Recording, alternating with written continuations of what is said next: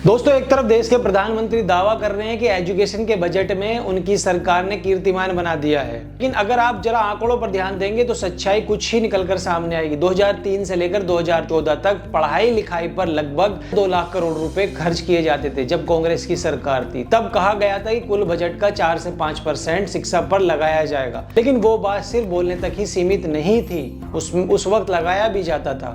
बात आती है 2014 से 2019 की, और फिर 2019 से 2024 के आंकड़े भी आप देख लीजिए, दिमाग खराब हो जाएगा।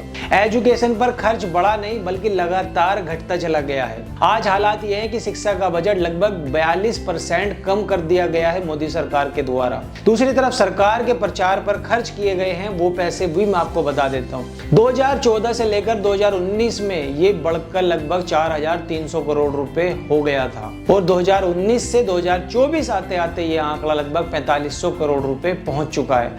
अब दोस्तों, यहाँ पर मतलब साफ है, पढ़ाई पर पैसा घटा है, प्रचार पर पैसा बढ़ा है। अब सवाल यह है कि देश के बच्चे पढ़ लिख कर आखिर क्या करेंगे।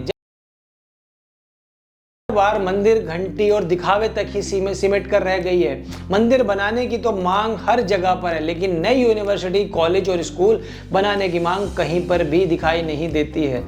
देश का पैसा विकासों में नहीं प्रचारों में उड़ाया जा रहा है, और इसी को कीर्तिमान बताकर देश के अंदर पेश भी किया जा रहा है। अब सवाल आपसे है, क्या यही विकास है और क्या आप इससे खुश हैं या फिर नहीं? दोस्तों, जो शिक्षा का बजट था उसको 50% कम करने के बाद में भारतीय जनता पार्टी लगातार जो पैसा है वो अपने प्रचार प्रसार में उड़ा रही है।